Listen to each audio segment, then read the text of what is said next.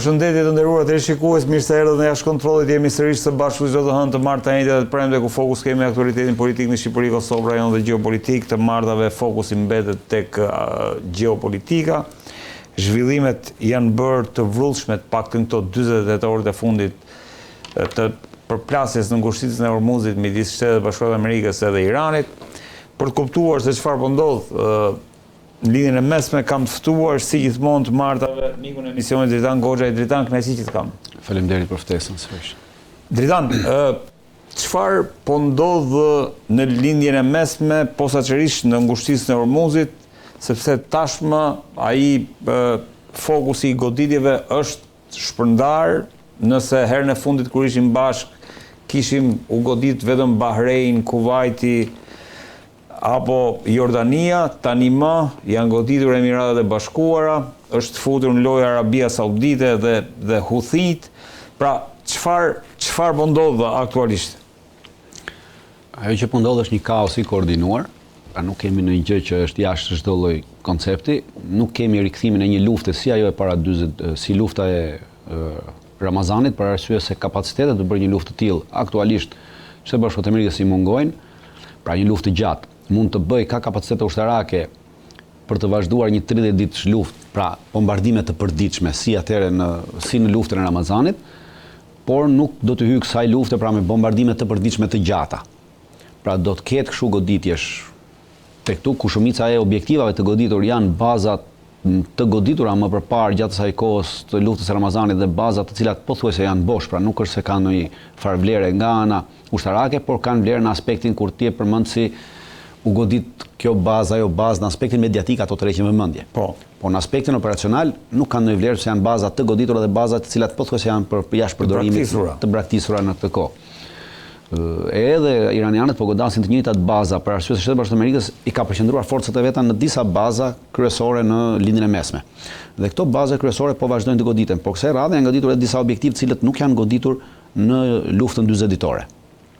Pra, është goditur Omani, i cili nuk ka qenë i goditur në luftën 40 ditore, dhe kësaj radhe në Oman është goditur një radar i që menaxhon, dhe ky radari nuk mbulon vetëm, është një grup radarësh që mbulojnë edhe fluturimet ajrore, por një grup radar, edhe një pjesë e një grupit radarëve që mbulojnë edhe kalimet detare. Pra, sepse kemi radar detar dhe radar ajror. E qartë. Dhe për herë të parë është goditur ky radar dhe është nxjerrë jashtë përdorimit. Pra, ky grup radarësh të vendosur në një vend. Në këtë mënyrë kjo do të thotë që kanë shkataruar mundësinë për të kapur ose për të identifikuar veprimet ushtarake iraniane në ajër dhe për të kapur dhe identifikuar veprimet ushtarake po edhe civile në ngushticën e Hormuzit, në aspektin detar. Pra, radari detar kontrollon jo vetëm lëvizjet e këtyre varkave të vogla të shpejta të Iranit, këtyre moskitobos, që thonë ata, por kontrollon edhe lëvizjet e anijeve të tjera tregtare që lëvizin në këtë ngushticë të Hormuzit, në të cilën. Gjithashtu, sepse themi kaos i koordinuar, sepse në të njëjtën kohë, Arabia Saudite ka bërë sikur ka goditur. Pse them ka bërë sikur ka goditur? Sepse Arabia Saudite kishte bërë një deklaratë që në rast se Arabia Saudite ka vënë një lloj embargoi e fluturimi mbi Yemenin, mbi pjesën e Yemenit që kontrollohet nga Huthët. Dhe iranianët e thyen këtë embargo duke vendosur një linjë ajrore direkte midis Iranit dhe kryeqytetit të Yemenit Sana, që kontrollohet nga Huthët. Dhe në momentin që një avion iranian ndodhej në ajër për të ulur në aeroportin e Sanës, duhet edhe gjysmore kohë, Arabia Saudite ngriti 2 avion ushtarak cilët goditën në aeroportin civil. Por gjithë goditja që ndodhi rreth pistës, pra nuk u godit pista, pra në rast se do ta ndalonin, ti në rast se do ta ndalosh një avion që të ulet, ti bombardon pistën e uljes në mënyrë që avioni mos ketë mundësi të ulet. Pra nuk bombardon rreth pistës, gjithçka tjetër e cila nuk e pengon uljen e avionit, dhe avioni pas gjysmore erdhi ul. Prandaj që kemi një kaos të koordinuar në këtë aspekt. Pra jepet ideja se po hym në një kaos. Ky kaos është i koordinuar sepse goditjet janë të koordinuara në ato pika që të mos bëjnë ato dëme të cilat pretendohet bëjnë të çojnë një luftë tjetër më të madhe. E qartë. Dhe gjitha kjo ka të bëjë me çështjen e naftës dhe të nën produkteve të naftës që lindin. Pra, jemi sërish ka filluar rritja e çmimit dhe kjo rritje e çmimit sjell përfitime të mëdha. Pra, Trumpi gjatë gjithë kohës, përse është presidenti i Shtetit Bashkuar të Amerikës, nuk ka vepruar ndonjëherë si presidenti i Shtetit Bashkuar të Amerikës në aspektin më tepër ka atë konceptin e tij ekonomik, si një biznesmen. Pra shef çështjen e fitimit. Me marrëveshjen e mirëkuptimit që kishin bërë, ka një pikë me marrëveshjen e mirëkuptimit që thotë që brenda 60 ditëshëm fluksi i anijeve që do të kalojnë në ngushticën e Hormuzit duhet të mërri në nivelin e fluksit të cili ishte para fillimit luftës. Po, brenda 60 ditë. Dhe ky 60 ditësh, pastaj në aneks specifikoi që në 10 ditëshin e parë kaq, në 20 ditëshin e dytë, në 10 ditëshin e dytë kaq, në 10 ditëshin e parë. Ky numër kishte rritur dhe ky numër kishte vazhduar të rritet dhe në këtë moment Kuvajti, Iraku, e gjithë filluan të shisnin naftë.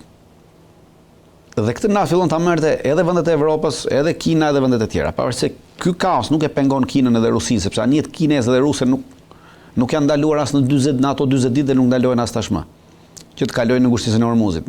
Nuk ka kapacitet të ndalojë askush. Anijet ruse dhe kineze. Bëhet llaf për gjithë pjesën tjetër të botës, që mbetet e varur nga kjo.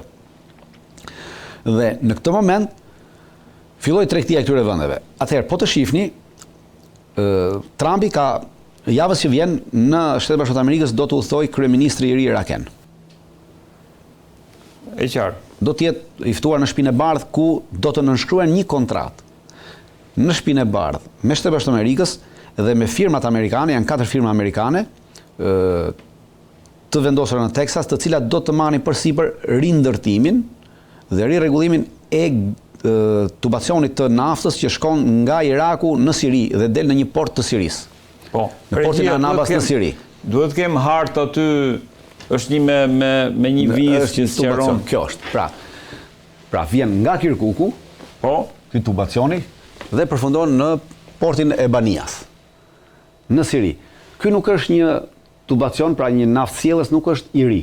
Ky është ndërtuar për të parë në vitin 1956. Dhe ka funksionuar deri në vitin 1970, në vitin 1980, kur nisi lufta me Irak-Iran.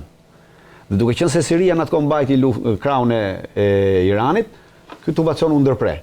Pastaj është vendosur gjatë më pas, tek tu ka funksionuar disa kohë, por në vitin nga viti 2013, edhe mbrapa pothuajse është shkatërruar pjesa më e madhe e tij. Dhe është bërë një studim, për këtë duhet 3 vjet që ky tubacion të hyjë në funksionalitet të plot.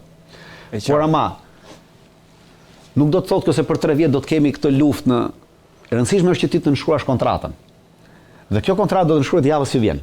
Me kryeministin e ri të Irakut. Me kryeministin e ri të Irakut do ta nënshkruajnë Shtetet Bashkuara të Amerikës rindërtimi i këtij tubacioni, i cili do ta kalonte të gjithë naftën që Iraku tashmë kalon nga Kirkuku dhe e ndan në 2 drejtime. Ç'po bëhet? Pra, nafta që del në Kirkuk shkon, një pjesë shkon në drejtim të ngushticës Hormuzit atje në gjirin e Hormuzit, ku shkon atje ku mbushet me anije, pra po këtje nuk shkon me tubacion, shkon me autobote. Kurse një pjesë e autoboteve dalin dhe shkojnë në Turqi, pra i merr Turqia. Pra në këtë ndahet, dhe tash Shtetet Bashkuara të Amerikës çfarë duan të bëjnë? Pra të mos shkojë as në ngushticën e Hormuzit të dali këtej. As në Turqi. As në Turqi, po të kalojë një tubacion i cili do ndërtohet nga 4 firma amerikane. Pra logjika ekonomike e Trumpit, pra. Logjika një biznesmeni. Dhe në momentin që ti nënshkruan kontratën, këto hyn. Po çfarë do të thotë kjo kontratë? Kjo do të thotë kontratë, do të thotë që nesër. Dhe pse këtu ka një problem të madh? Kjo kontratë do të thotë që Siria, pra kur kalojnë kjo pjesë e Sirisë, që kalon mes përmes Sirisë. Këtu. Kalon në zona të banuara me sunit dhe kalon në zona të banuara me kurd, një pjesë e kësaj, dhe pjesa tjetër këtu janë pothuajse këta mund të themi Alevitët, po. Komplet kjo pjesë. Pra do të thotë që në këtë moment Siria i duhet një vend stabil, pra nuk duhet të ndahet. Pra do thotë të gjitha pretendimet e Izraelit për ta çuar Sirinë drejt një konflikti tani më të brendshëm midis Turqisë dhe Izraelit në Siri, e cila do të shkatërronte këtë projekt ekonomik të Shtetit Bashkuar të Amerikës, tani më kësaj, në moment që kjo marrëveshje shkruhet, i vjen fundi këtyre gjërave. Idesë së çarjes të Sirisë. Okej. Dhe e bllokon Izraelin, i bllokon Izraelit një pjesë të ëndrrës vet për të bërë Izraeli mall, cili parashë marrjen e ndarjen e Sirisë. Po. Në këtë. Dhe shman konfliktin midis Izraelit dhe Turqisë në këtë pikë. Nëpërmjet këtij tubacioni. Dhe po ama shkakton një problem për Izraelin. Një problem i cili me anë të lobimit mund të shkaktojë Trumpit probleme të mëdha. Dhe për këtë arsye Trumpi tashmë çfarë duhet të krijojë idenë në një luftë sërish me Iranin. Dhe prandaj është drejtuar Kongresit. Po. Sepse kam ato letër në Kongresit. Sepse gjithë problemi Trumpin e ka me Kongresin, për arsye se ky Kongresi para disa kohësh bëri një rezolutë e cila i ndalonte presidentin që të bënte luftë sërish me Iranin ose me vende të tjera në gjirin persik pa miratimin e Kongresit. Dhe tashmë duke qenë se kanë kaluar afati kohor që duhet pra nga bërja një lufte të një tjetra, sepse në moment që ti e ndal, pra kur u shkrua memorandumi, në atë moment llogaritej e ndërprer afati kohor për 90 ditësh. 90 ditë që është afati. Pra dhe tashmë Trumpi e ka lejuar të kalojë, ka kaluar 40 ca ditë dhe në këtë moment unë kam sërish dhe e shpalltë. Për dy arsye. E para duke futur në këtë gjë. Pra duke futur në këtë dhe duke dashur të përfshijë edhe Kongresin në këtë. E para tregon që Trumpi ka probleme me Kongresin. Ka probleme me Kongresin amerikan. Pra nuk i ka të gjithë siç i kishte në një linjë, në kuptimin e miratimit dhe të mbështetjes të vendimit për luftë. Dhe për këtë arsye kërkon t'i vëjë ata para faktit kryer. E dyta, ka probleme me lobin izraelit të Shtetit Bashkuar të Amerikës sepse ky tubacion që do të pra siç e shpjeguam, e nxjerr jashtë loje Izraelin në Siri. Projektin për të ndarë totalisht në këtë aspekt. Dhe i jep fund një konflikti në Siri midis Izraelit dhe Turqisë. Nëpërmjet këtij tubacioni. Sepse janë Shtetet Bashkuara të Amerikës që është interesi i tyre direkt sepse janë vetëm firma amerikane që do ta ndërtojnë këtë. Pra nuk janë firma të tjera. Është direkt interes amerikan në këtë aspekt. Dhe për të anashkaluar goditjen e lobit izraelit, i duhet që të përfshi Kongresin në këtë, pra që unë nuk po i shpall luftë Iranit, po jam në një gjendje lufte me Iranin. E para dhe e dyta atë thot në fakt. Pikërisht, nuk i shpall luftë. Sulme mbrojtëse. Pra te ajo që thamë në fillim, pra nuk do të kemi një luftë, sepse po të hymë në një luftë, maksimumi 30 ditë ka kapacitet. Kurse po të jemi në këto, pra sulmoj sot, po sulmoj pas 2-3 ditësh prap, mund të zgjasim një vit. Jemi në sulme mbrojtëse. Pra në këtë aspekt e përdor këtë me miratimin e Kongresit, pra sulme mbrojtëse, dhe vazhdojmë në këtë mënyrë për disa arsye. Arsye e parë është që edhe Kongresin ta bëjë në një linjë me vete në këtë aspekt. Pra mos ketë probleme politike sepse po mendon edhe për zgjedhjet Trumpi, pra në nëndor janë zgjedhjet. Pra është duke menduar edhe për atë. Dhe në mënyrën që i bën bashkë Kongresin, atëherë ky garanton fitore në zgjedhje në nëndor. Sepse nuk mundet nesër që pala atje dali thotë që ta përdori gjatë fushatës që ti po bën luftë, ndërkohë që ti ke pranuar në këtë aspekt. Pra e fut në këtë pikë. E dyta, e rreshton lobin izraelit, e fut në një, si më thën, i jep atyre një pozicion dhe i thotë këtu qëndroni dhe mos dilni më, pra sepse deri më tash keni bërë çfarë keni bërë, po stop. Dhe për këtë i duhet Kongresi që të ndalojë lobin, sepse Kongresi lobi funksionon si lob mbi Kongres. Pra të bjeri ky presioni dhe ta akordohet dhe ta marrë këtë. E treta, për çfarë i duhet? Ka ndodhur një ngjarje shumë interesante në të gjithë të kuadër, pra të gjitha ngjarjet janë të lidhura me njëra tjetrën. Trumpit i duhet përfshirja e Kongresit dhe futjen në një gjendje lufte për të rritur nivelin e sigurisë. Dhe pse i duhet një gjë të tillë? Atëherë, ka pasur një tentativë për eliminimin e Trumpit, sërish. Ka pasur një tentativë? Po, tentativa për eliminimin e Trumpit ka qenë në Turqi. Është e vërtetë ajo, Dritan? Po, Trumpi ndroi avionin, erdhi avioni tjetër urgjentisht dhe nuk fluturoi më me avionin e ri. Po fluturoi me avionin e vjetër Air Force One. Ç'a ishte kjo, Dritan, se? Pra, ishte parashikuar që avioni i ri që i ka dhënë Katari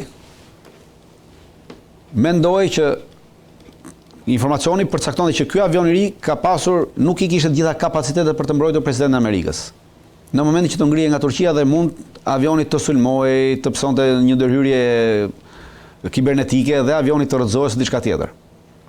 Për këtë arsye, nuk fluturoi me avionin e ri, po soll avioni i vjetër i cili normalisht është i mbrojtur nga gjitha dhe fluturoi sërish me avionin e vjetër në drejtimin e Shtetit Bashkuar të Amerikës. Në të njëjtën kohë që fluturoi me këtë. Kemi një nga senatorët më kryesor të Shtetit Bashkuar të Amerikës, Lindsey Graham. Po. Senatori i cili i frynte luftës, i frynte Izraelit madh, çështjes së Izraelit madh, i frynte luftës me Iranin, i frynte luftës me Ukrainën, i cili udhton në drejtim të Ukrainës. Dhe vdes. Pavarësisht se vdekja thuhet që ka ndodhur në Shtetet Bashkuara të Amerikës, orari i lëvizjes nuk përputhet me vdekjen në Shtetet Bashkuara të Amerikës. Dhe deklarata e Trumpit pas vdekjes së tij thotë që e kisha mik, por ai donte që lufta në Ukrainë të vazhdonte pafund. Pra është deklarata e Trumpit. Dhe Lindsey Graham po paraqiste dhe kishte bërë gati një projekt ligj për ta paraqitur në Senatin Amerikan, më pas edhe në Kongres, pothuajse në të dyja dhomat, që Shtetet Bashkuara të Amerikës të vinë disa sanksione të reja ndaj Rusisë dhe të angazhoheshin për prodhimin e raketave Patriot për nevojat e Ukrainës në Ukrainë. Po, lajm interesant. Pra, kjo e fuste Shtetet Bashkuara të Amerikës direkt në një konflikt të armatosur me Rusinë, gjë që Trumpi është munduar ta shmangi prej ditës parë që ka ardhur president. Pra, dhe vazhdon ta shmangi. Dritan, kjo e fuste po thua? Absolutisht. E fuste direkt në... Nëse do miratohej gjithmonë. Po, këtu është problemi, sepse Trumpi nuk e kontrollon dot më Kongresin. Prandaj është drejtori i Kongresit, edhe Senatin. Sepse Lindsey Graham i përket lobit izraelit, biles me një deklaratë të tij të paraqitur thoshte që unë parsore kam Izraelin, pastaj kam Shtetet Bashkuara të Amerikës. Deklarata e tij. E vërtet. Pra, dhe ky lobim ishte bërë aq i fuqishëm sa mund ta çonte drejt një lufte. Pra, Shtetet Bashkuara të Amerikës aktualisht nuk kanë interes të hyjnë në luftë me Rusinë. Dhe për këtë arsye duhet ky kaos i kontrolluar në Iran, i cili i shërben njëkohësisht edhe Iranit edhe Shtetet Bashkuara të Amerikës, sepse i shërben Trumpit në veçantë, po edhe Iranit në veçantë. Duke futur në këtë lloj konflikti të zgjatur. Pra jo një luftë, po një lloj konflikti i tillë i zgjatur, atëherë ç'a bën? Deri më sot, po të shohësh gjitha mediat botërore kanë thënë që Trumpi doli humbur nga konflikti me Iranin në momentin që nënshroi këtë memorandumin. Po. Atëherë ç'a bëm? Si dalim nga ky memorandum? Duke hyrë në një konflikt tjetër. Në mënyrë që ta rinegociojmë sërish këtë memorandum. Sepse mënyrë tjetër për të rinegociuar memorandumin ti nuk ke. Duhet të prishësh të parin që të hysh të rinegociosh një të ri. Po si do ta prishësh parin? Duke hyrë në një konflikt të ri. Po jo direkt në luftë totale, por në një luftë shumë të zgjatur. Dhe Trumpi thotë ne bllokojmë ngushtisën e Hormuzit dhe këtej mbrapa gjithkush që do kalojë të pagojë 20%. Po. Ndërkohë që nuk është i mbyllur ngushtia e Hormuzit. Pra, në rast se do kalosh do pagosh 20% të Trumpit, po do pagosh edhe 10% të iranianët. Dhe kur ky çmim i naftës rritet, atëherë të gjitha tregjet dhe të gjitha kompanitë e naftës përfitojnë. Absolutisht po. Pra kemi një kaos të kontrolluar për përfitime financiare, ku më së tepërti përfiton Trumpi ose dikush tjetër i lidhur me Trump. Pra gjitha kompanitë e naftës që po hynë në lindjen e mesme dhe që ekzistojnë në lindjen e mesme këto kompanitë amerikane, kineze, ruse, gjithçka këta fitojnë. Prandaj është një kaos i kontrolluar për përfitime të mëdha ekonomike, por edhe për të bërë disa rregullime dhe estetike politike për nevojat e tyre në të ardhmen, por edhe për të shmangur një konflikt tjetër më të madh, pra konflikti midis Shtetit Bashkuar të Amerikës dhe Rusisë. Që mund të ndodhte nëse. Mund të ndodhte nëse. Shumë interesant, po kjo Dritan, kjo tentativa për atentatin ndaj Trumpit, se nuk është tentativë, është një tentativë. Pra, nuk themi atentat, po është një lajm. Paktën izraelitët e kanë njoftuar sipas mediave që mund të ketë një përpjekje për... Po kjo është përpjekja, pra në momentin që ti, për arsye sigurie, ndron në 12 orëshin e fundit, mënyrën e lëvizjes të presidentit, e cila është parashikuar që më përpara në protokoll, pra do me thënë që niveli sigurisë është cënuar, siguria e presidentit është cënuar. Dhe në këtë moment, kur cënohet siguria e presidentit, atëherë automatikisht ajo konsiderohet një atentat mbi jetën e presidentit. E qartë. Dhe në rast se do të kishim një atentat mbi jetën e presidentit të ndodhur në Turqi, atëherë çfarë do të bënte? Kjo do të fuste gjithë botën në një konflikt, sepse në këtë moment mund të akuzojë Turqia, e cila nuk garantoi jetën e presidentit, e kishte marrë përsipër sepse organizoi NATO-n, mbledhjen e NATO-s, mund të akuzojë Irani në këtë moment, po edhe Rusia, sepse ndodhte NATO trekëndësh. Dhe në këtë moment e fuste gjithë botën në një konflikt botëror i cili do të përfundonte pastaj. Po, kjo si do mund të përfundonte. Për këtë arsye, të gjitha këto lëvizje që shihni, që thash, janë lëvizje në këtë aspekt. Dhe që të gjitha këto nesër të mos ecin, atëherë ti krijon një diversion tjetër. Dhe diversioni është bëjmë sikur hyjmë në luftë me Iranin. Dhe përfitimet ekonomike të gjitha palëve janë përfitime, vazhdojnë nuk cënohen, por mbesim në këtë. Dhe përse duhet edhe Arabia Saudite, sepse Arabia Saudite ka shitur deri tash naftë dhe në rast se do të vazhdonte vetëm të bllokojë vetëm kjo. Arabia Saudite e shet naftën dhe gjithë nafta që kalon në Arabinë Saudite, që shet Arabia Saudite kalon në Bab el Mandeb. Po, kam një hartë tjetër aty regjia. Nuk mund të lihej duke qenë se të gjitha vendet e tjera të Gjirit Persik do të bllokoheshin bllokohen nga ky ringjallje e këtij konflikti midis Iranit dhe Shtetit Bashkuar të Amerikës. Atëherë këtu nuk mund të lihej Arabia Saudite jashtë. Por Arabia Saudite jashtë si mund të ndali? Vetëm në mënyrën që Arabia Saudite ta nxiste këtë vetë dhe Arabia Saudite e nxiti këtë vetë. Pra si shihni, këto janë ato që janë goditur dje. Pra, këto bazat, kjo baza, US Long Range Radar, US Naval Logistic Port, janë për herë të parë të goditura. Nuk janë goditur asnjëherë këto të dyja. Nga Irani. Në Oman, nga Irani. Kurse janë herë parë janë goditur. Dje, këto të dyja. Radari, ë? Po, të dyja. Dhe Në portin e Xhedas tu mbushet nafta që vjen nga Arabia Saudite. Dhe në rast se atëre, gjitha vendet e tjera topeku dhe të lindjes mesme, normalisht në këtë moment i kanë kërkuar Shtetet Bashkuara të Amerikës që përse Arabia Saudite mund ta ketë këtë favor. Dhe për të mos bërë një përçarje midis vendeve të gjirit, në mënyrë që nesër këto të bëjnë kontakte dhe marrëveshje direkte me Iranin, atëherë çfarë bëhet?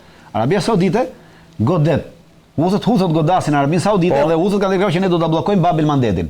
Pra anijet më nuk do kalojnë këtu. Pra bllokohet edhe Bab el-Mandebi në këtë pikë.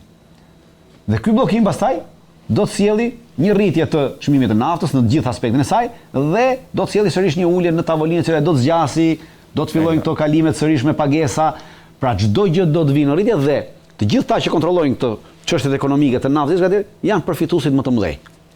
Regjia ishi mirë aty se Bab el-Mandebi atje ku bllokohet Bab el-Mandedi.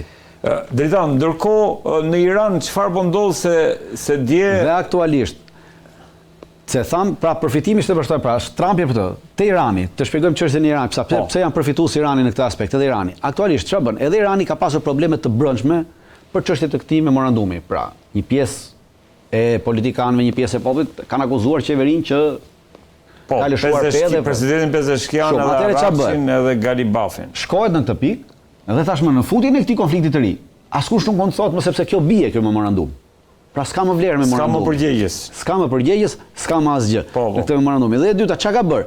I ka dhënë mundësi në këtë aspekt sepse deri tashti me këtë memorandum Irani nuk mund ta ndihmonte Libanin, pra dhe Hezbollahun në Liban në luftën kundër Izraelit. Izraeli ka vazhduar të godasë Hezbollahun në Liban, ka vazhduar luftime, ka vazhduar të prishë, pra nuk e ka respektuar këtë memorandum. Dhe Irani deri tash nuk e ka goditur Liban, Izraelin për shkak të kësaj gjë. Dhe çka ka bërë tashmë?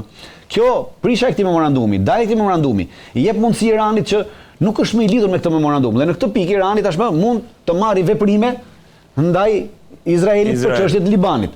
Dhe çka kanë bërë? Në momentin që ra ky memorandum, Irani hapi për herë të parë që nga fillimi i luftës parlamentin, sepse kishte mbyllur parlamentin. Dhe parlamenti është mbyllur dhe sot në parlamentin iranian do duhet diskutohet dy çështje kryesore, ngushtica e Hormuzit dhe Libani. Pra do dalim me rezolut. Dhe kjo rezolut nesër merr një fuqi tjetër ligjore që i jep të drejtë Iranit që të mbrojë Libanin si diçka tjetër. Pra, në këtë aspekt Trumpi po mundohet ta mbajë Izraelin diku nëpërmjet Kongresit, diku nëpërmjet presionit që Irani mund t'i bëjë Libanit, që Irani mund t'i bëjë Izraelit nëpërmjet goditjeve, që cilën tashmë nuk mund ta bënte për sa kohë ekzistonte memorandumi. Në momentin që bie memorandumi, Irani nuk është i lidhur më me zinxhir ndaj Izraelit sepse s'ka çfarë lidh më. Dhe në këtë aspekt e përdor presionin e tillë që Trumpi të jetë më i lirë në vendimarrje dhe ta ketë rrugën më të kollajshme për zgjedhjet e nëndorit.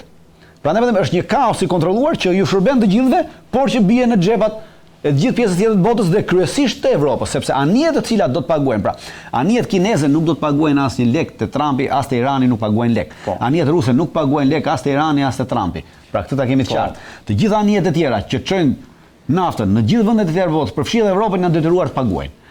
Pra, kosto e Evropës i bie lart. Pse i bie lart kosto e Evropës? I bie lart në mënyrë që Evropa atëherë i bie që të marrë një kosto kur të paguaj këto 20%, i bie që i bie të marrë një naftë pak më të lirë në Shtetet Bashkuara të Amerikës, se sa të vita marrë këtu. Pra të mbetet gjithë një e varur te Shtetet Bashkuara të Amerikës e Evropa. Pra në këtë aspekt dhe plus që loja është e qartë loja, nuk për çfarë bën një goditje tjetër? Gjatë goditjeve të para 2 ditëve kanë goditur edhe një pjesë të ajo harta me ato pikat e kuqe e regjia. Kanë goditur edhe një pjesë të Ekurrudhës që shkon nga Teherani, një pjesë të Ekurrudhës që shkon nga Teherani në Kinë. Pra Ekurrudha që ka qenë. Ajo që Ekurrudha që shkon në Kinë, pra që shkon këtej, në Turkmenistan e këtej. Kjo Ekurrudha që kalon këtu edhe ikën këtej. Është goditur në 2 pika. Ekurrudha tashmë për një javë ata do rivendosin prapë iranianët. Po duke qenë se është goditur në 2 pika, është bllokuar dhe në momentin që janë bllokuar prish Ekurrudha, kinezët të nesmen, ditën e nesme, kanë bllokuar shitjen e 9 mineraleve të rralla kompanive amerikane. Janë minerale të rralla që duhen amerikanëve për të prodhuar raketat Tomahawk, JSM edhe Prism. Për shkak goditjes. Për shkak të kësaj goditje. Dhe tashmë amerikanët dje kanë bllokuar atë, dje në mëngjes kinezët kanë bllokuar shitjen dhe në drejt Shtetet Bashkuara të Amerikës ne do vendosim bllokadën sërish në Hormuz me tendencë që po bllokojmë anijet kineze. Pra, lufta diplomatike. E qartë. Sërish, pra veprimet që shohim neve Janë veprime sipërfaqe, nën Rogos ka përplasje tjera. Përplasje të mëdha. Dritan, ndërkohë se po mendoja atë tubacionin që ti fole për Irakun. Po lexoja po lexoja në Wall Street Journal që Iraku po bëhet një nga shtetet që e rëndësishme të Shtetet e Bashkuara të Amerikës, përmes të cilit ata do t'i bëjnë presion Iranit. Regjia dhe ajo te harta përpara, të lutem. Pra, Iraku dihet që ndodhi ajo që ndodhi. Pavarësisht se po paraqitet. Jo, dua ta lidh me këtë Dritan. Edhe me një koment që unë dëgjova, një nga këto është një profesor i famshëm kinez që ja harroj shpesh emrin, por që thoshte që pavarësisht se thuhet se Shtetet e Bashkuara të Amerikës do bëhen gati të hyjnë me trupa, dhe ai flet për 850.000 trupa, po gjithsesi unë e lidha këtë me situatën me që jemi këtu te kufiri. Si e shef si skenar? Nuk ka asnjë mundësi që Shtetet e Bashkuara të Amerikës të hyjnë me trupa në Iran. Domthon kjo është ka asnjë lloj mundësie ushtarake dhe operacionale, pra të hysh me 850.000 trupa në Iran. Po, pra i thon gati më. Ai thot pavarësisht se ç'duket SBA po bëhet gati për këtë. Po nuk po bëhet gati SBA për këtë sepse nuk ka asnjë kapacitet të hyjë me 850.000 trupa në Iran. Okej. Sepse që të hyjë me këto 850.000 trupa duhet të sjellë këto trupa në Irak. Nuk mund të vendosë gjithë kjo pjesa e Irakut, hiq Kirkukun dhe këto pjesa që janë pjesë kurde, komplet kjo pjesa tjetër në kufi me Iran janë pjesë shiite dhe janë pjesa më luftarake shiite që ndonjëherë, të cilët kanë edhe ushtrisë të tyre, kanë forca të tyre ushtarake, janë pjesë milicit shiite, të cilat janë pjesë e ushtrisë, po, proxy. Pra, nuk ka asnjë lloj shansi që të jetë si skenar, pra duhet të fillojë një luftë brenda Irakut, pastaj të mund të hyjë, pra nuk ka asnjë lloj kapaciteti për ty, pra është jashtë çdo lloj opsioni që ai thotë. E dyta, amerikanët nuk do ta bënin një vetvrasje të tillë, sepse do të çonin trupa amerikane në humbje, pas një lloj justifikimi, pas një lloj mundësie për të mbrojtur. E dyta, edhe qeveria irakene që është qeveri shiite, pra duke me edhe kryeministri tashmë, është shiit. Po është një nga ata shiitët që e pranon Amerika. Dhe është vendosur me këmbguljen e Amerikës. Po ama është shiit. Dhe çfarë do lloj konflikti që të ndodhte në Irak, do ta çonte Irakun në ndarje. Në qartë. Dhe në moment që çonte në ndarje, përfituesi do të ishte Irani, sepse kjo pjesë që janë shiit, pavarësisht se janë arab shiit, nuk do të bashkoheshin askujt tjetër përveç se Iranit. Kështu që dhe kjo që është jashtë loja me Irakun nuk ekziston fare. Kushdo që thotë është jashtë çdo lloj opsioni dhe çdo lloj logjike njerëzore që ta çonte në të. Dhe fakti që amerikanët do nënshkrojnë këtë marrëveshje për ndërtimin e kësaj, e nxjerr jashtë lojë vendosjen e 850.000 forcave këtu për të sulmuar nesër Iranin. Po. Sepse nuk mund ta ndërtosh këtë gjë këtu. Dakor. Dritan, ndërkohë se duhet ti konsumojmë gjitha këto opsionet që janë tavolinë, se zakonisht qytetarët bombardohen me skenar që prandaj jemi këtu për të thënë të vërtetën rreth atyre.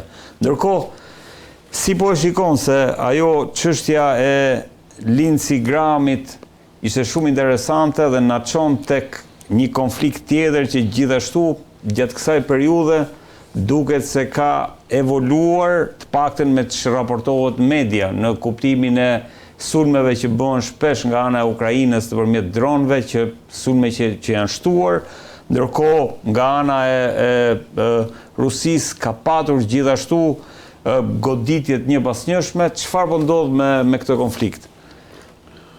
Konflikti në Ukrainë vazhdon me të njëjtin ritëm, i cili ka qenë pothuajse që nga shtatori i vitit që shkoi. Këto goditjet e Ukrainës në drejtim të objektivave energjetik rus, pra kryesisht objektiva energjetike ruse, në thellësi të territorit rus, janë për treguar që Ukraina po reziston, Ukraina po ashtu, pra për interesat më shumë politike të jashtme dhe të brendshme të Ukrainës, se sa kanë efekte ushtarake mbi Rusinë. Nuk kanë asnjë efekt në aspektin e luftës, nuk mund ta ndryshojnë rrjedhën e luftës. Rusia edhe ajo po kundërpërgjigjet në një mënyrë, për kundërpërgjigjja e Rusisë gjithnjë është më e fuqishme se sa kapacitetet ukrainase, pasi Rusia ka kapacitete më të mëdha ushtarake për të kundërpërgjigjur dhe aftësi më të mëdha ushtarake, por njëkohësisht po ecën edhe në terren. Pra në terren trupat po ecin në drejtime të ndryshme. Pra nuk mund të them që ka nisur një ofensiv, se nuk është ofensiv, por është ajo që njihet në aspektin që prerja në 1000 copa. Pra ecet në grupe të vogla, ecin përpara dhe avancimi vazhdon. Pavarësisht se është i ngadalt, për arsye të zhvillimit të luftimeve dhe të aspektit operacional dhe taktik që ka marrë tashme lufta me futjen e dronëve, me futjen e teknologjive të reja, me kontrollin e madh që ka mbi fushën e betejës, pra gjitha këto e bëjnë të pamundshme avancimin me hapa të mëdhej. Pra, ka ndryshuar komplet taktika e luftës. Sot më nuk ekziston asnjë lloj mundësie që ti të bësh një luftë, jo vetëm në Ukrainë, por kudo tjetër dhe të mund të ecësh siç ecej më përpara, siç është parashikuar para 30 viteve që ti bërje brenda javës të kapje 10 km ose 20 km.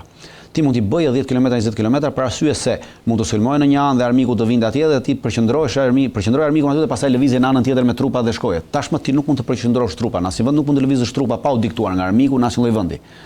Dhe gjitha kjo tashmë ndodh në raportin e forcave. Dhe raporti i forcave bazohet mbi raportin e fuqisë së zjarrit që ti ke.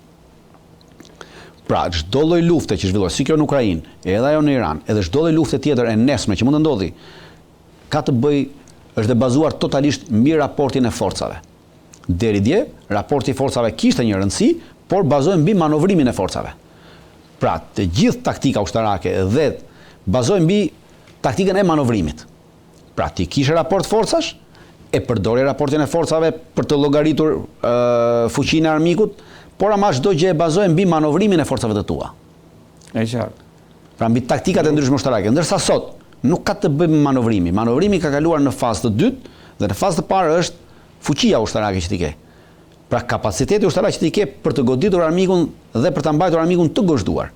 Dhe kjo ka të bëjë me fuqinë e zjarrit dhe jo më shumë se sa me fuqinë njerëzore, pra me aspektin e sasisë njerëzore. Nuk ka të bëjë me sasia, por ka të bëjë fuqia e zjarrit, sepse ti e mbulon me fuqi zjarrin në rast se ti ke një pikë për të marrë, ku ajo pikë për shembull është një togë. Ajo toga ka 21 veta atje dhe ti mund ta sulmosh të togën me 10 veta.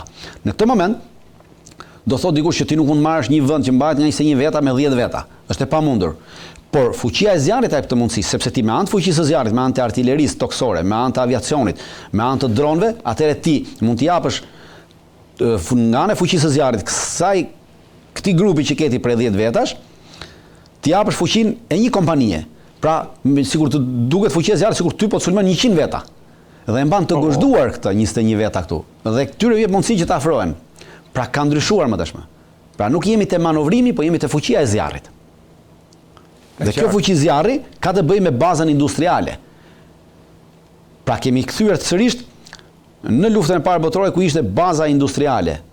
Pra ajo çfarë prodhon industria ushtarake, kush ka kapacitete të prodhoj më shumë armatime, më shumë municione, ai e ka luftën e fituar. Ai që s'ka kapacitete prodhim në industrisë ushtarake, ai nuk e ka të fituar sepse nuk e mban dot. Pra nuk mund të mbaj në mënyrë konstante në bombardim 30 ditë, po je detyruar ta mbash ta shpërndash të 30 ditëshin në 90 ditë. Pra një herë në 3 ditë të bësh bombardime. Kurse ai tjetri ka kapacitet të sulmojë çdo ditë.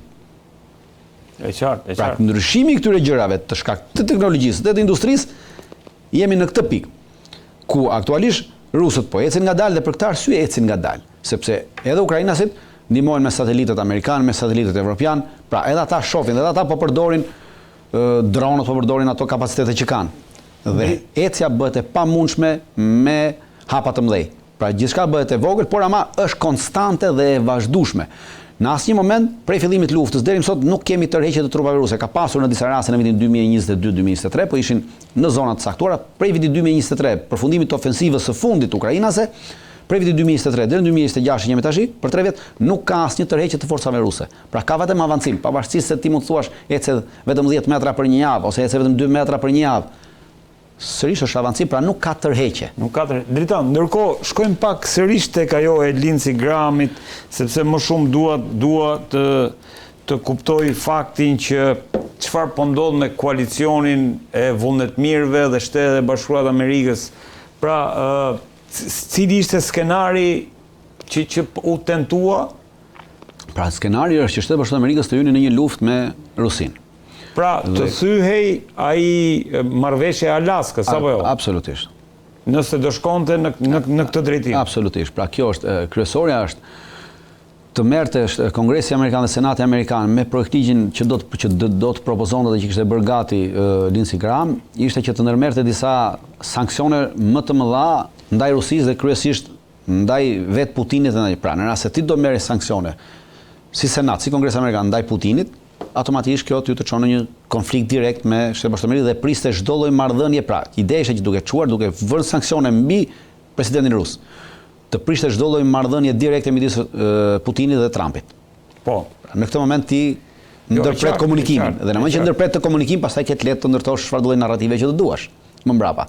Dhe dyta propozimi ishte që të kalohet që Shtetet Bashkuara të Amerikës të japin licencën Ukrainës që të prodhojë raketa Patriot. Dhe ta ndihmojnë në prodhimin e raketave Patriot. Pra kjo e fuste direkt në konflikt Shtetet Bashkuara të Amerikës me Rusinë. Kjo është e vërtet.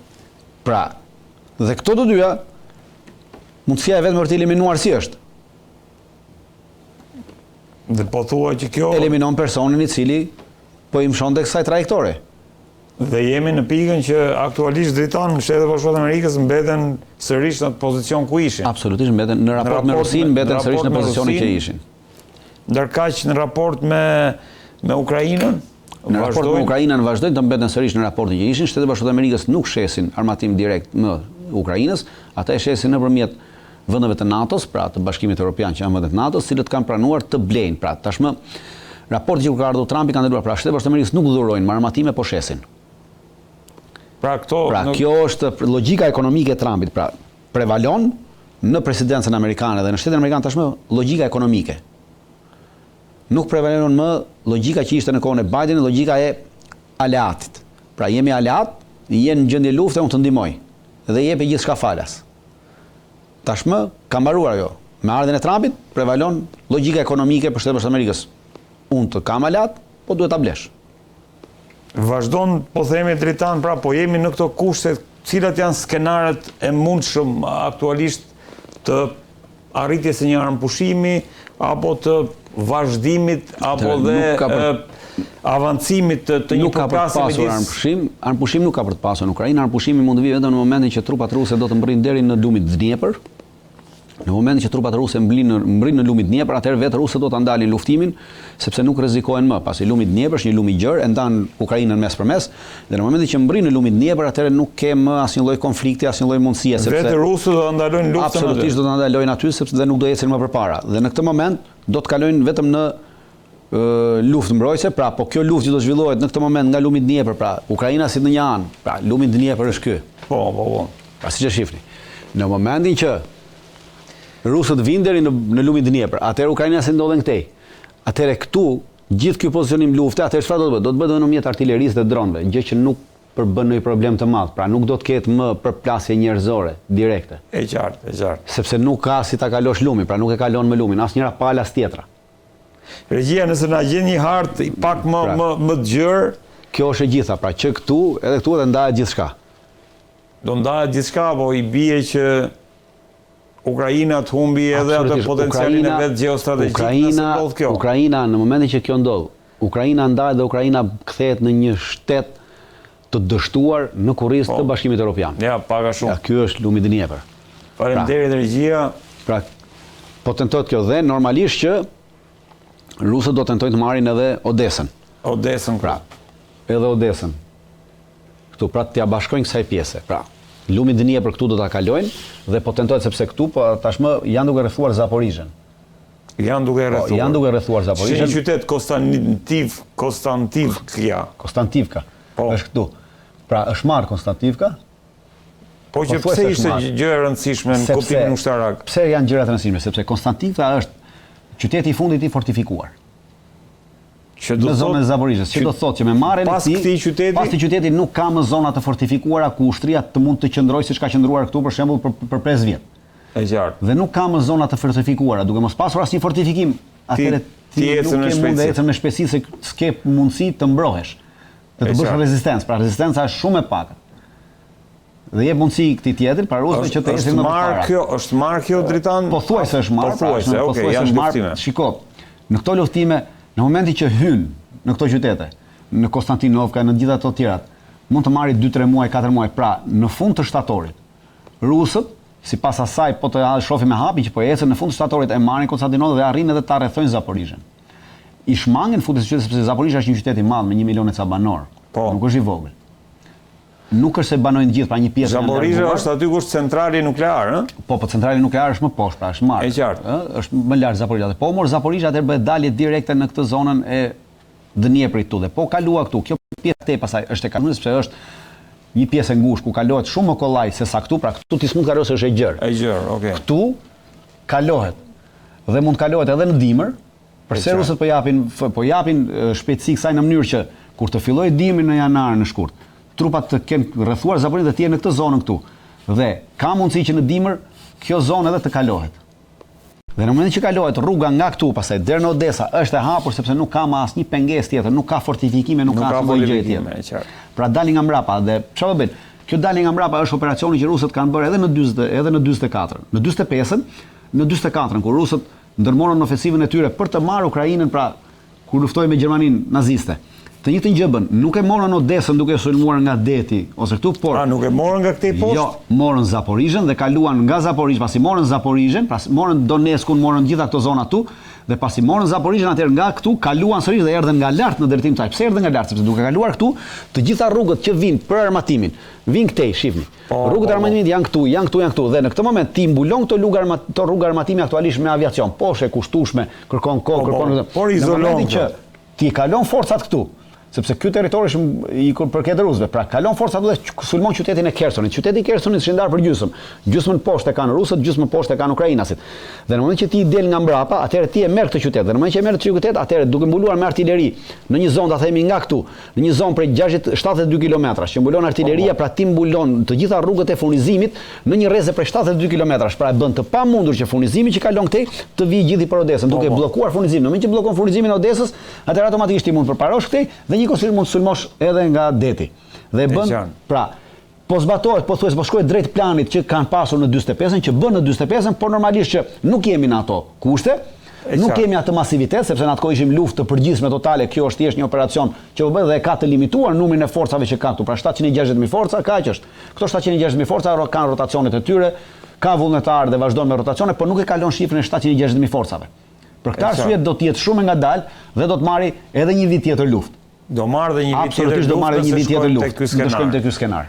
Dritan, por nëse shkojmë që rusët ndalojnë këtu, marrin dhe këtë, kujtohet ai skenari që ti the polakët mund të hyjnë tek pjesa tjetër, tek ajo krahina që ata. Shikoni, do të kemi në rast se rusët vinë në Odesa.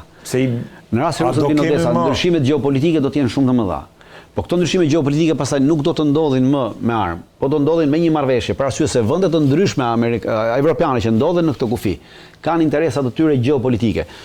Rumunët kanë interesa të tyre politike te Moldavia. Moldavia do ndahet sepse është Transnistria që është këtu, është e banuar me rusofolës, me pasaporta force, këtë e marrin rusët. Në moment që kjo ndahet, atëherë Rumania do të kërkojë bashkimin e Moldavisë me Rumaninë, sepse nuk ka më asnjë, pra, ndarja e një vendi çon në bashkimin e një tjetër. Po.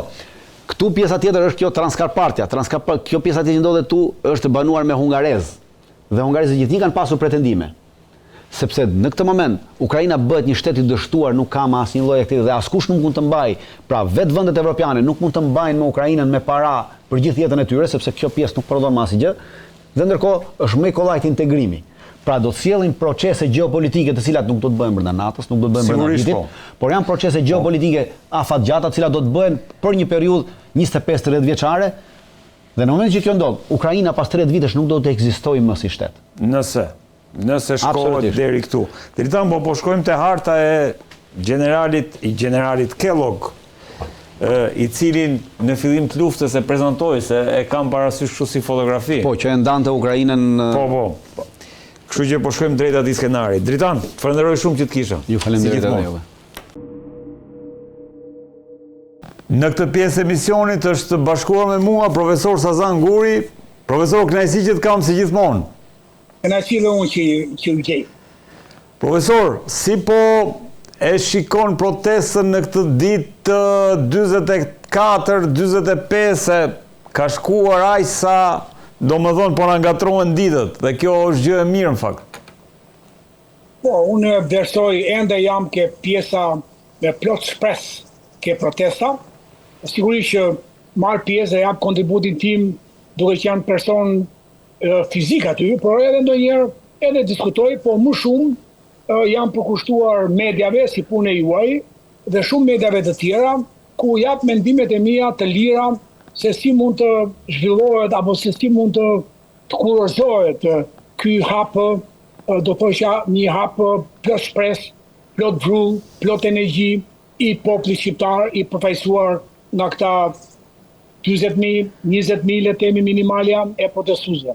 Unë isha mbrëm dhe prambrëm, dhe prambrëm për shembull të shtunën protesta që këta thonë po zvoglohet ishte nga Hotel Dajti edhe deri ke Rogneri. Dhe gjithë sheshi, trotuar dhe sheshi i madh bulevard ishte i mbushur plot për plot. Pra, besoj shumë që kjo lloj proteste e ardhur nga poshtë do shërbej si një mekanizëm për ata që janë vendimarrës, qoftë brenda vendit, qoftë ata të komisioneve të Parlamentit Evropian, qoftë edhe të Shtetit Amerikan, që do të thotë që ata e duan një shkak që të ndërmarrë, edhe qoftë edhe për Spaku. Vetë Spaku e kërkon një shkak duke buruar nga shumë e shumë njerëz që diskutojnë aty, po edhe nga letrat e shumta që kanë shkuar Spakut, vetë ne kemi bërë një letër frymëzuese për Spakun, se çfarë janë shkelur, që ta themi çik më pas, në pikpamjen e kushtetutës. Çfarë është shkelur, sidomos këto 36 vjet, po sidomos këto 3-14 vjet e fundit. Dhe në këtë kuptim protesta është një vatër zjarri, ta përmbet me dy fjalë, një vatër zjarri që ushqen si ata njerëz që besojnë ke ndryshimi i qeverisë, që janë brenda radhëve të kryeministrit, po si që ata që janë brenda radhëve të opozitës që besojnë që Shqipëria nuk mund të vazhdojë më me këtë parlament, me këtë qeveri, me këtë president, po më duhet presidenti për momenti, sa përmoj qeverinë politike, por më vonë gjithçka duhet bërë nga ajo që quhet nga zero, nga e para, duke mbështetur ke gjërat pozitive, sigurisht. Pra, populli me këtë protestë është një vatër që ushqen mendimet që do burojnë pozitive nga presidenca, nga një qeveri më e mirë, nga Spaku, nga organizatat që janë të panumërta komisionet e Parlamentit Evropian. Pra kjo është protesta që ka një frymë saj.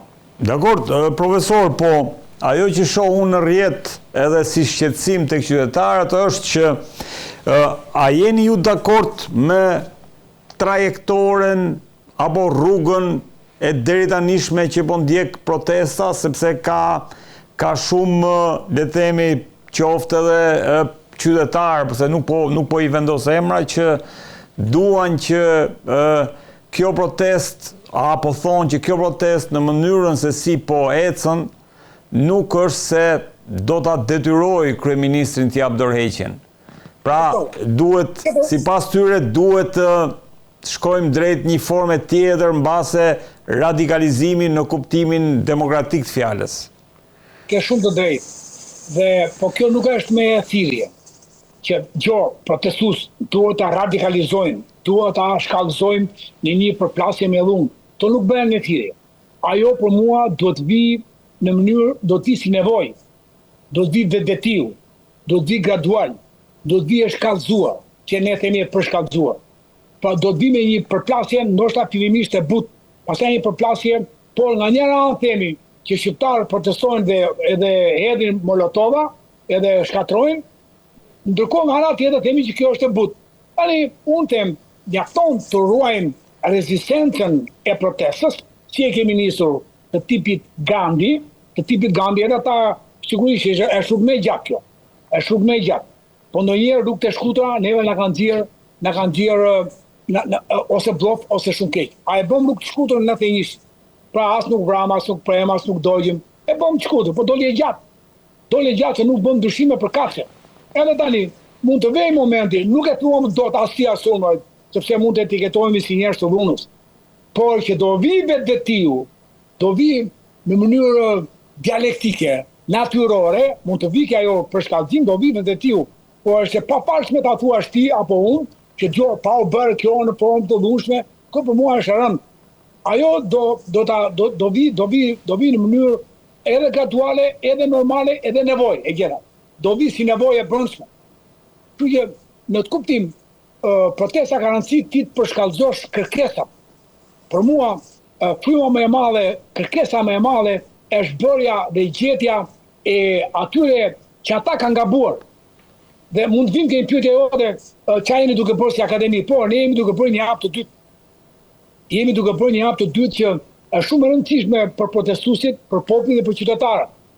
që si e kanë shkelur ta të dy bashkë në 2008-ën, kanë shkelur me këmbë elefanti, kanë shkelur kushtetutën. E dini ju që gjykata kushtetuese ka ndryrë mbi 52 herë në kushtetutë, mbi 52 herë, ndërkohë që nuk është ndryrë sikur një herë në kushtetutën amerikane, nuk është ndryrë një herë në Bibël, në Kur'an, edhe në kanun, nuk është ndryrë sikur një herë. Ndërkohë që ne kemi ndryrë brenda 20-30 vjetë, 97-2007, kemi ndryrë 52 herë. A dini ju që ligji investitori strategjik është shtytur 6 herë? Ligji investitori strategjik që mund tjetë një nevojë për një kohë caktuar ku kryeministri argumenton fort në parlament nevojën emergjente të një grupimi strategjik, nevojë strategjike të investimit. Edhe argumenton, edhe është një vit, nëse ai e ka shtytur 6 herë për të shërbyer çdo klasë klienteliste të vetave. 6 herë 2015 sot, dhe e ka shtytur në kundërshtim me ruajtjen e pronës e trashëgimisë të pronës publike dhe të pronës private. Ndërkohë që prona publike dhe prona private, kushtetuta e jep në mënyrë që thuhet në gjuhën juridike eksplicite, të qartë, të shprehur, që prona e trashëguar private mbrohet dhe gëzon të njëjtat të drejta që gëzon prona publike. Ky ka shkelur të dyja këto, publike dhe private. Dhe unë që jam djalë Beuti, kuptimin e mirë fjalës, sepse Beun kuptimin që ishte vetë shteti në atë kohë. Dhe unë s'ka marrë dot 1 centimetër katror të tokës si nga Lena, si nga babai, dhe si punë ime janë me mira, pra ka shkelur të drejtën e trashëgimisë së pronës, ndërkohë që jep me njëra. Ndërkohë që jep projekt malesh edhe e kemi përbashkë kaq herë, e jep me njëra. Ndërkohë që mua nuk ma jepat me dokumentat më të përplotësuara atij që më takon. Pra, në këto shkelje kushtetuese, protestuesi duhet të sqarohet se nuk i di më vetë unë që po të flasim. Nuk i kam ditur më, tash po i mësoj. Dhe pandaj kam një ngjelje qepi të madhe me të djathtën që nuk ka bërë me dije çfarë është shkelur. Ligji 2015, 2020, shtylla 2022, ndryrja 52 në kushtetutë, 2024 është ligji si të bëhet Bangladesha si shqiptar, dhe shqiptari që është shqiptar nuk e merr dot pasaportën e situacionit e shqiptarit. Etj. Pra, to janë papunë ligje në kundërshtim me frymën e kushtetutës së gjitha fjalë. Ligje papunë apo akte normative pafund, apo VKM-ra, mendime të kryeministrave pafund në kundërshtim me frymën e kushtetutës. Ju propozoni që këto ndërhyrje po thoni profesor të rikthehen siç kanë qenë, apo keni një propozim se si mund të amendohen këto? Faleminderit, siç kanë qenë gazetari dashur. Nuk kanë qenë keq. Nuk kanë qenë keq. Kushtetuta jonë sigurisht la disa gjëra të komunizmit, por në 97-ën apo 92-3 që ta zhguam, vinte era kushtetutë, ku nuk tjetërsohesh toka, nuk tjetërsohesh në kufi, nuk shitesh toka, nuk merrte predominim, nuk merrin investitorë strategjik, ata predominojnë. Shteti i thotë investitori strategjik, marrëdhënie me publikun, me pronarin, me privatin, me qytetarin e rregulloi unë.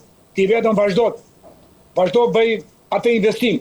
Tani, të rim pak të investimin, të lutem, është tjetër gjë një investim teknologjie që nga Shqipëria, investime teknologjike, investime trajtim të urave të zezë, ja Gul Berak, tu në Djak, uret të zeza në Lum, investime në landfillin e mbetjeve urbane, ja ku e kja Olon Kalan, të doli Pardian fullshkruj një paqavure zonë në një liqen me ujë e mbushur me plera.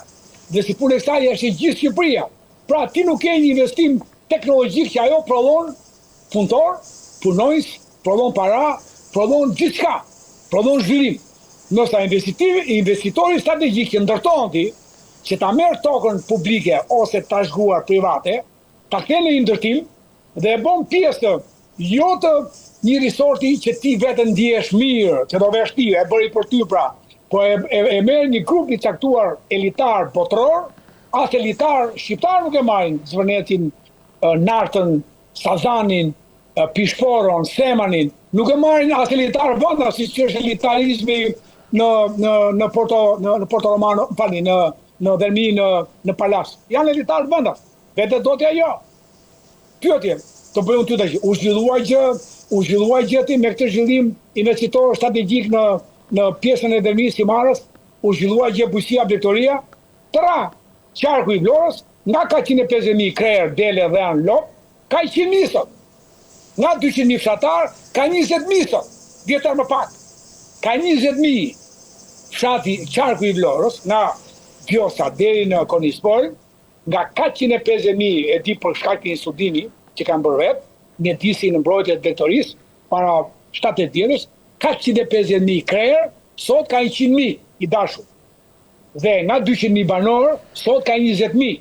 Atëherë, ky zhvillim strategjik do t'i kishte punësuar, do kishte marrë burmetin e tyre. Ta nuk marrin prodhimi vendas, se ta duan të mburën djatë danes, ta duan të mburën djati nga Franca, bie fjala, me 4 era.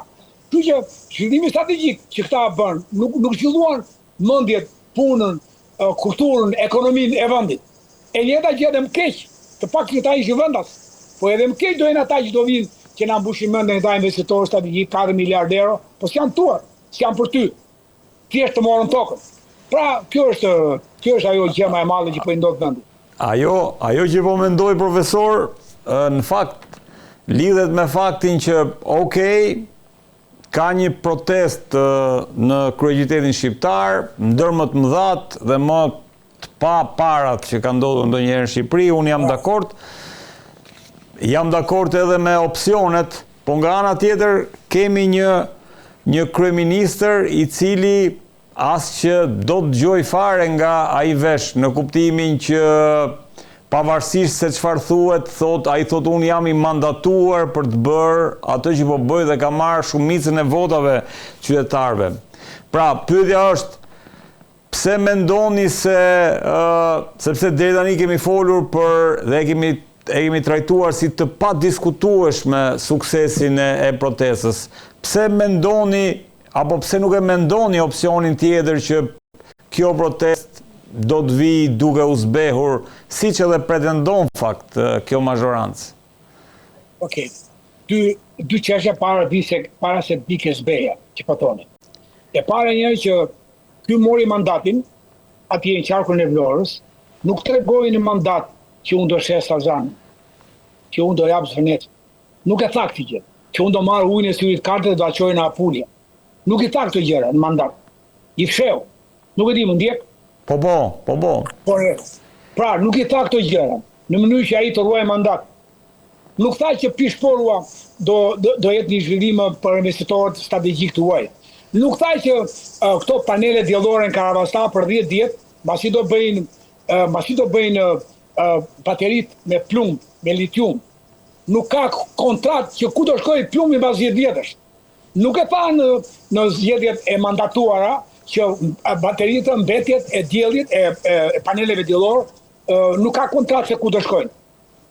Pra, duke qenë se nuk i ka thënë, popullit i lindë drejta, që ky ku zbulon gjëra të pamëshirshme ndaj popullit, që kanë shkelur kushtetutën, që kanë shkelur dinjitetin e kombit, atëherë unë nuk pres më mandati ta zgjas 40 me këtë. Unë ta ndërpres kontratën të njëanshme e rrugës. Unë votues e ndërpresi. Edhe dim si ka marrë dhe votën. Po le të themi ajo pjesë që ja ka dhënë. Pra, e ndërpresi. Kjo është një. E dyta e prej reagimin të uqit. E morën, me që po thuaj që ky është nuk zbehet, ky fitone, ky është i madhe. E pepesën. E morën, e burgosën në tavolinë, e ulën aty dhe i thanë mos lëvis.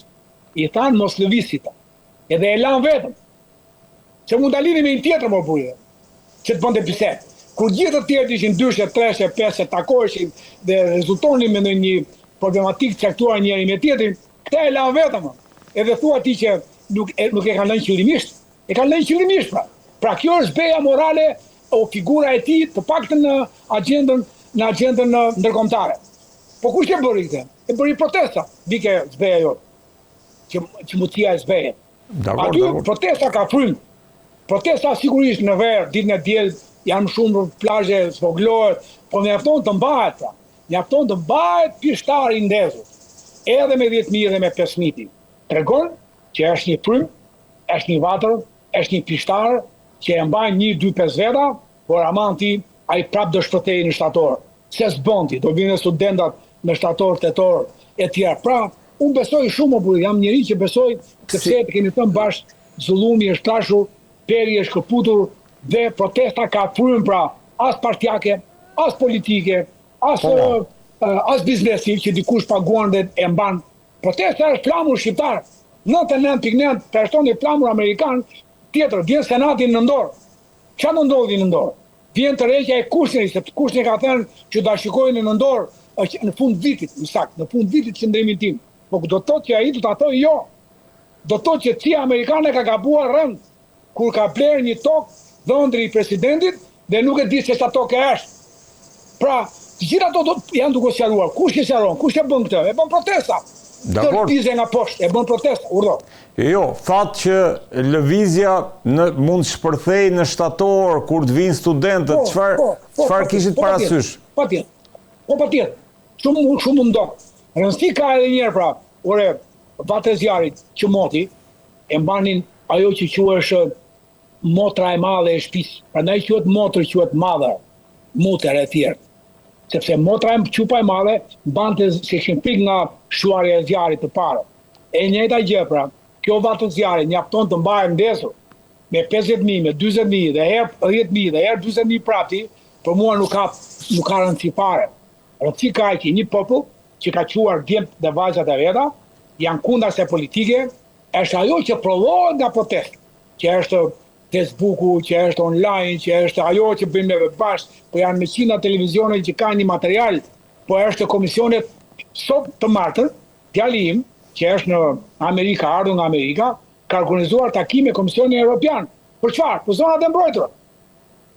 Po është një komision tjetër që vjen për informimin publik, vjen pas nesër. Po është një komision tjetër Evropian që vjen për gjesë publike që nuk është bërë. Po është një komision tjetër që vjen për hapësira publike të zena. Po është një komision tjetër që studion marrëdhëniet e tokës shqiptare si janë vënë në ankan.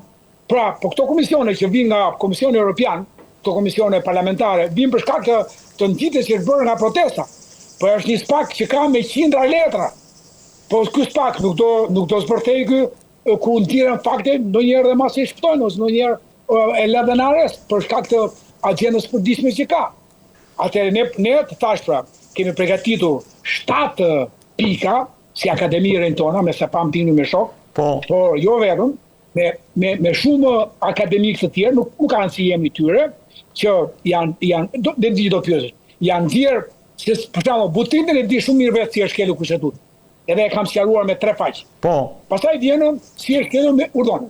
Jo, lidhe me këto 7 pika, doja pak a shumë të një panoram të gjës, një fotografi se për çfarë bëhet fjalë.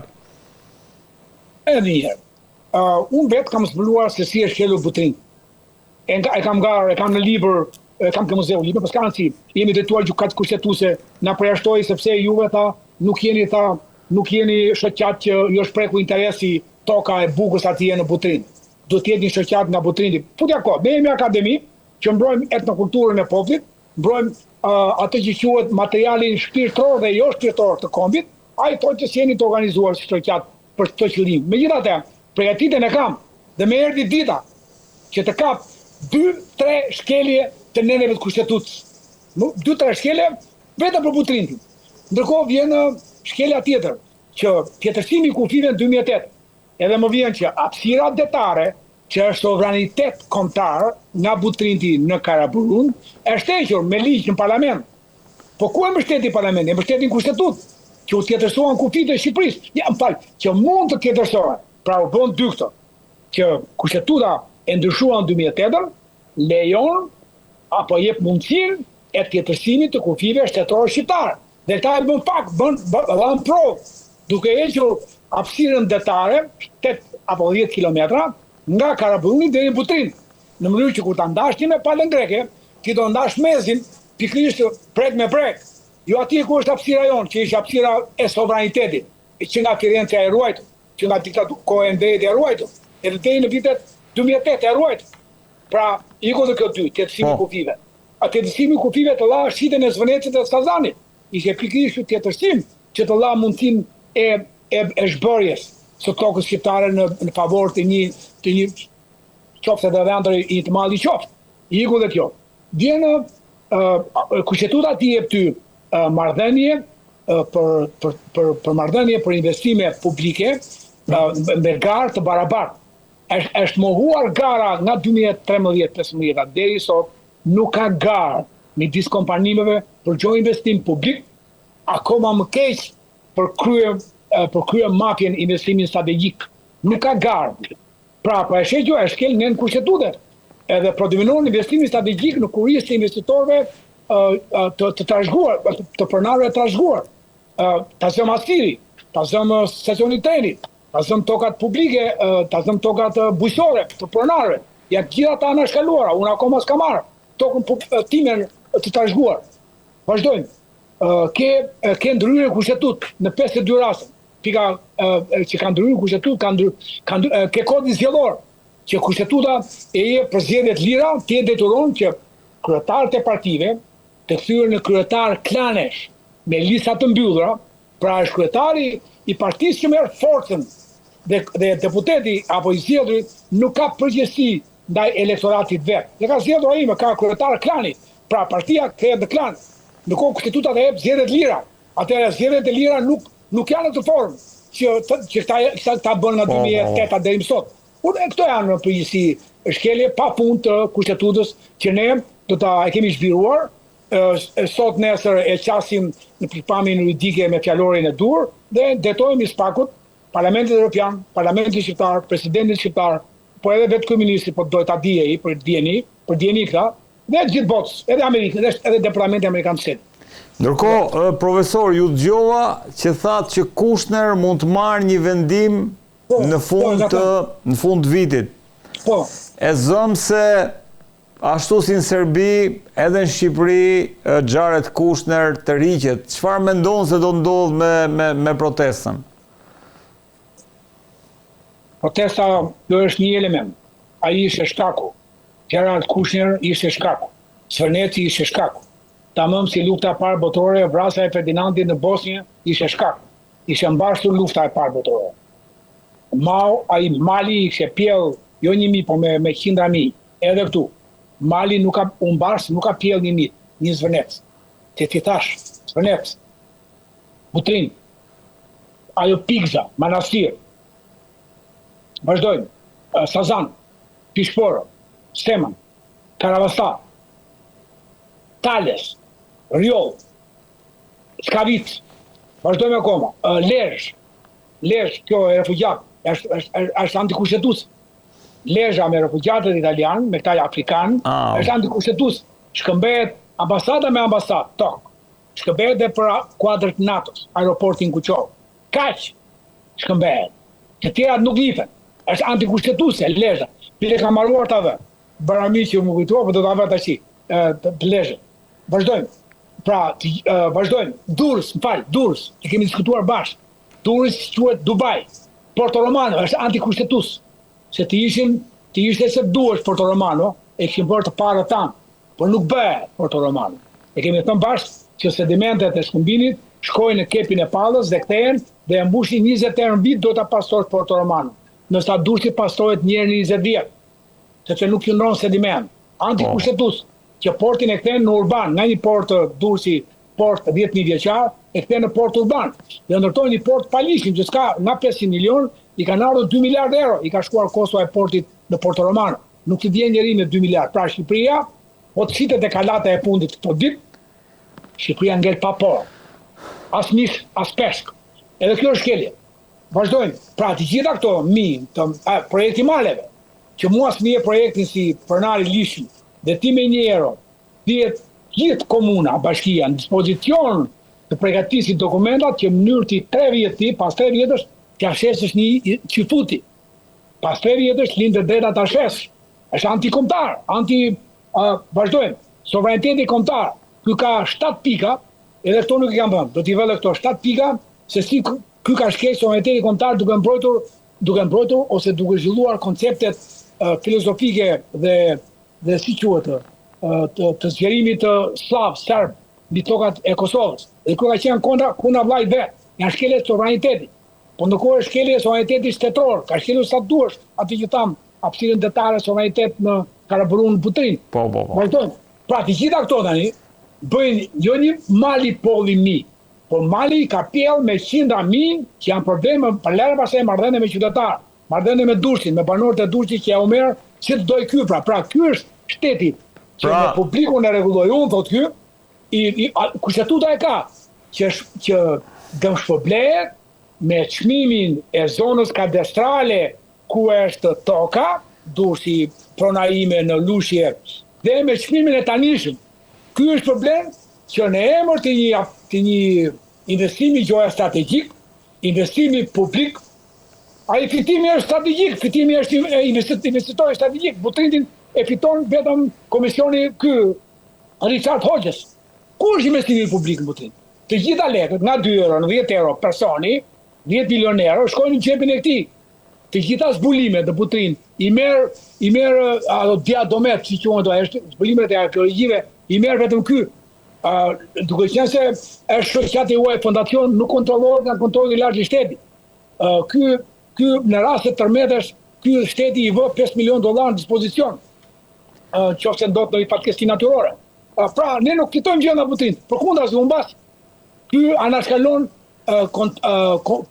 këshillin kombëtar të rregullimit të trashëgimisë kulturore, të KTK-s. Po. E anashkalon, pra nuk ka përgjegjësi KTK-ja në Butrind, në Durrës, në Bylis, nuk kanë përgjegjësi me atë, i merr të gjitha detat, i merr fondacioni. Pra shikoni çfarë shkeljesh të tilla janë. Pra profesor, do thoni ju, do zbehet? Po thua që edhe po u tërhoq Kushner, protesta do të vazhdoj sërish. Patjetër bravo, patjetër bravo. Ai e ka thënë që ai kur ka thënë që do ta shtyjë mendimin, e shtyti një herë dhjetorin e kaluar, tani e ka shtytur sepse ka burime nga Amerika që na vinë motive të tani dashur, dhe nuk i kemi fjalë në ajër. Ne thjesht duam që të mbështesim, ndoshta shpëtojmë kryeministin e aty e keq e malli që ka zënë. Masë të tjerë të kanë bërë me ngene. Dhe ku ta gjej kryeministi, jo të ai nat me protestues, me qytetarë. Jo të mbajnë goja i Saze, ai Sazani, me çfarë zën. Mos më gjen dot që kanë vënë dorë mi lek publik. Kryeministri dhe ata që janë patronazhistë rreth tij mund të thonë çfarë duan. Se sa nguri me kanatiere, mbron llallën për UNESCO, mbron kafshë, mund ta thonë atje, por nuk thonë dot kanë vjellur. Nuk thonë dot që është njëri i poshtë.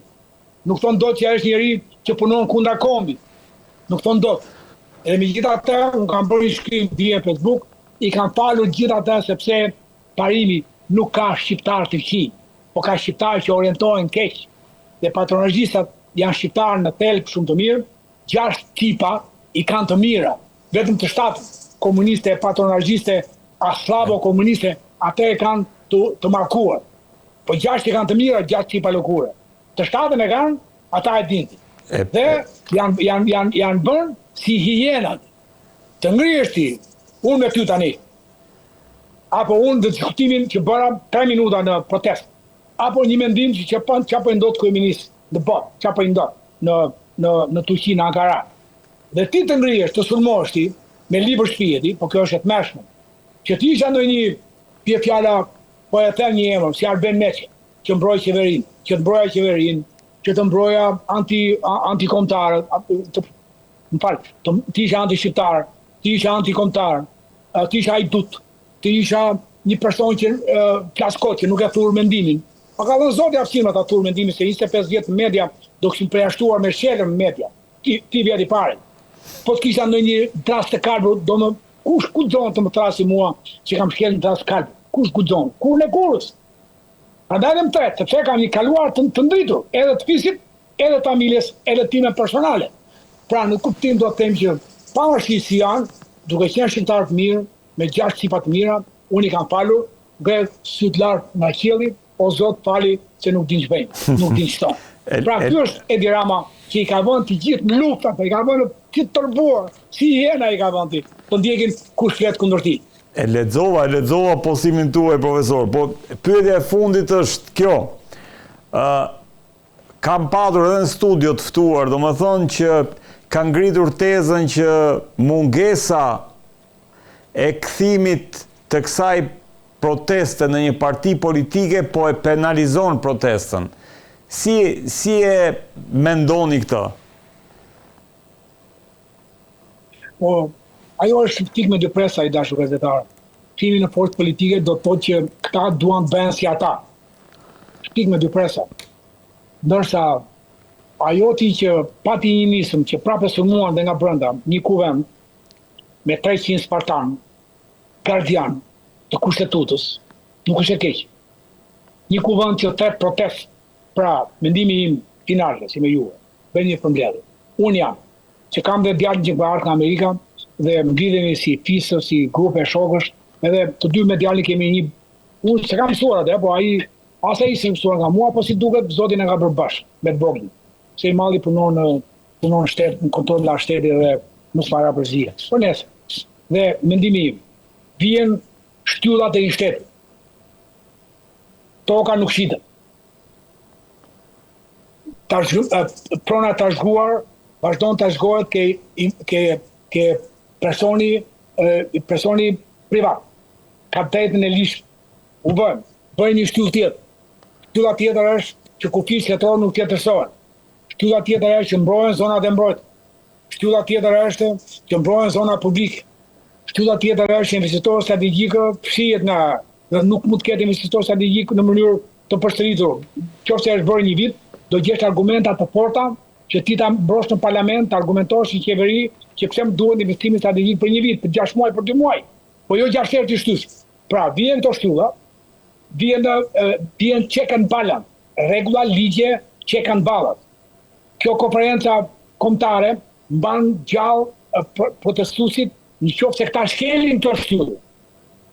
Tamam, shembulli vjen sistemi referendar, shtyllë, që populli për çështje më përveç shitjes së trualit shqiptar, populli ka drejt të bëjë referendum. Dihet kjo si shtyllë.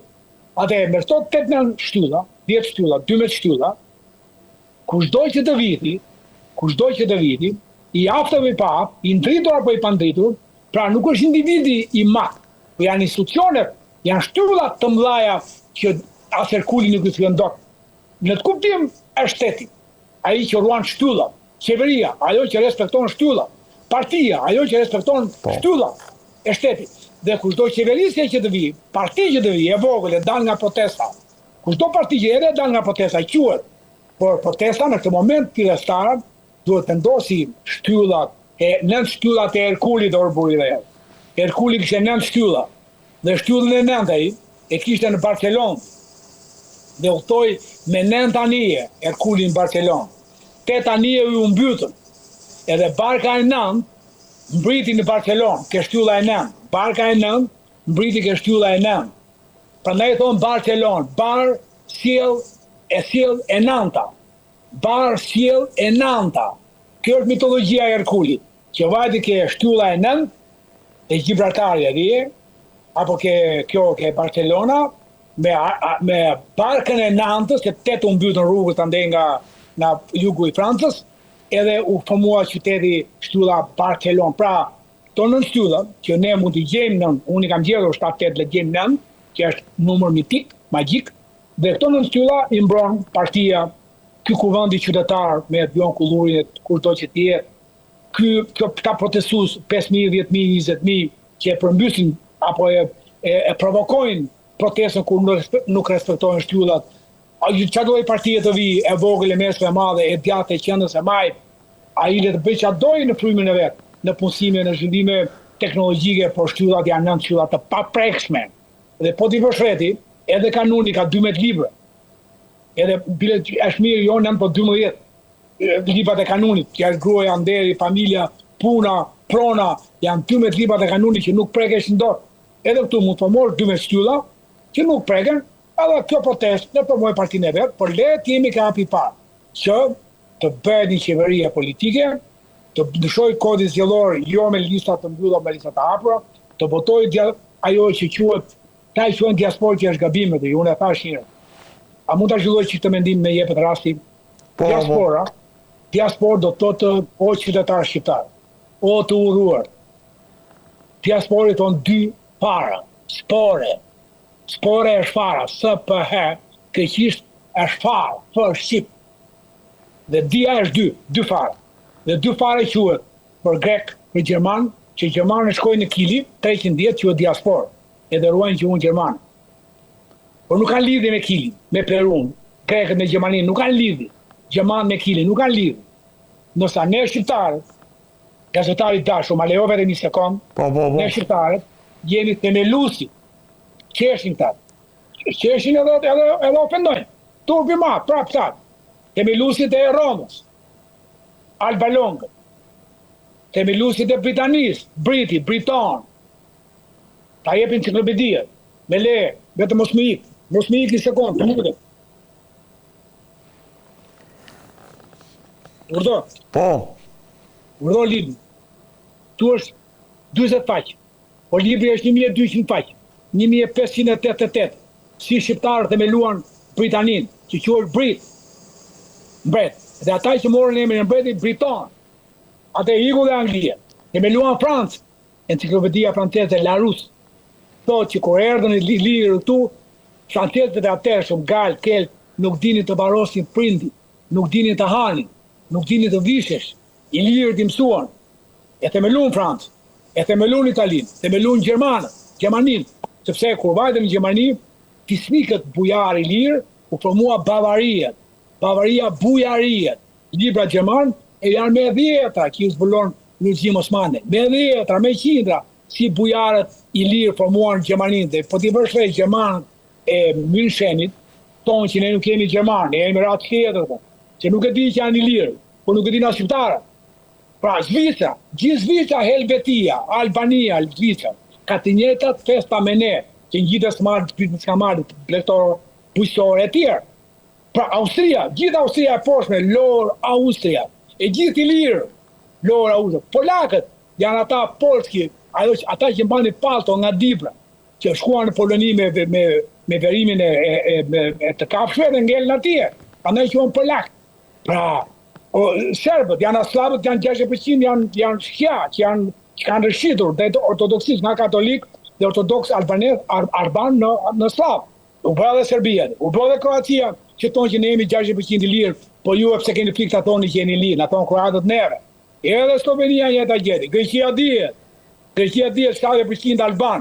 Atëre, që mund të jesh gjasporti, kur ti ke themeluar, ke shkuar në tokën tënde, atje, në tokën e të parëve, Papa Albani anglesër, Papa Albani shqiptar, Papa Albani i parë anglesër, Papa shqiptar, Alban, që është kryzuar në kodrën Albani atje në Londër. E tjera janë pa punë. Londra i tonë Lundë, që u tonë me Lundë. E pra të tilla o shqiptarë, që kur them që ju shqiptarë që e doni jeni jashtë, nuk jeni diasporë.